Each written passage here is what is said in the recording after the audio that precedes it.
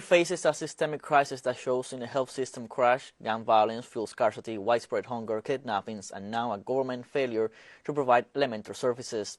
To analyze this situation, we welcome Latin American and Caribbean Studies professor at the City University of New York and international affairs analyst, Professor Danny Shaw. Hello, Professor. Welcome. Good afternoon. Thank you for the invite. It's always a pleasure. Professor, on Monday, Haitians took to the streets demanding better working conditions and higher wages as several movements joined a teachers' protest that had similar claims. What are your thoughts on this? Is this a popular movement that tries to take an active political stand to find a way out of the crisis that Haiti suffers? That is exactly correct. We have the Bois Calais movement entering into its third week of nascent existence. The issue of security is the number one issue, specifically in Port-au-Prince. The population is fighting back against these heavily armed gangs. The population is cognizant of where the guns are coming from. Arms traffickers, illegally or legally, with connections in Florida. And with the U.S. gun crisis, this has now become Haiti's gun crisis. So the population is taking power back into its own hands, seizing upon those who are suspected of being part of these heavily armed gangs. We've seen several mass mob movements trying to uproot these gangs. So we'll see how it plays out in the upcoming days. There's no doubt, Professor, about the dire situation that Haitians face and their attempts to find a solution. Most of the UN Security Council members, especially the US, are proposing a military intervention, which has been one recurring petition of Ariel Henry, but the people openly reject this alternative. So why do Haitians say no to an intervention, and what could be the hidden agenda of the Prime Minister and the ones who pledge to help? The Prime Minister, Ariel Henry, is unelected. He's a stooge appointed by Washington. There haven't been elections in Haiti for 7 years, and even those elections 7 years ago were riddled with corruption when Jovenel Moise became prime minister. So the Haitian people have absolutely no confidence in Ariel Henry and in the Haitian bald-headed party, which first saw Michel Martelly, then Jovenel Moise, now Ariel Henry. They want to organize their own elections, and they want it to be under the auspices of their own power, their own civil society and community organizations.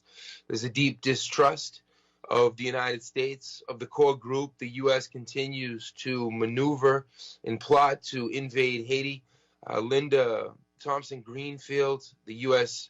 ambassador to the UN, visited Brazil a few days ago, trying to get the Brazilians to again spearhead an invasion and reoccupation of Haiti, occupation that no Haitians trust, because this would be the fourth full-scale U.S. invasion of Haiti in less than 100 years, and they've always been neocolonial invasions to make sure that the Haitians do not have true self-determination.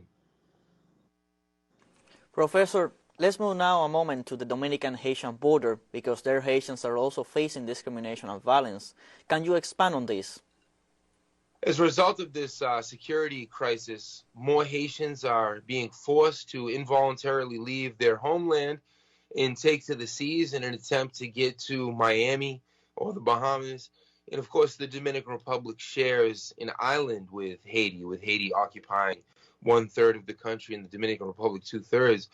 So in addition to the roughly 500,000 Haitians that live in the Dominican Republic, there is new push factors forcing out tens of thousands, if not more, Haitians from Port-au-Prince towards the Dominican border. Historically, Haitians have been forced to flee the economic violence and the political violence in their homeland. And the Dominican Republic has always been, along with the United States, the number one receiver of Haitians. The Dominican government of Abinader and many Dominican governments historically have not been in solidarity with the Haitian people. There's been a series of apartheid-like immigration policies instituted against Haitians. Haitian everyday existence in the Dominican Republic is akin to what the Palestinians go through in their occupied territories, what the South Africans live through in apartheid-like conditions before 1994 and even through this day with the class and racial segregation that plays out in South Africa. So I think it's important for us to continue to be conscious of what the uprooted Haitian people are facing in the Dominican Republic, where there's a history of xenophobia, of hate crimes, and the apartheid-like conditions that I mentioned. And Luis Abinader and his government should be held responsible for any of these hate crimes. Thank you, Professor, for your time and your thoughts and opinions from the South. Thank you for the invite.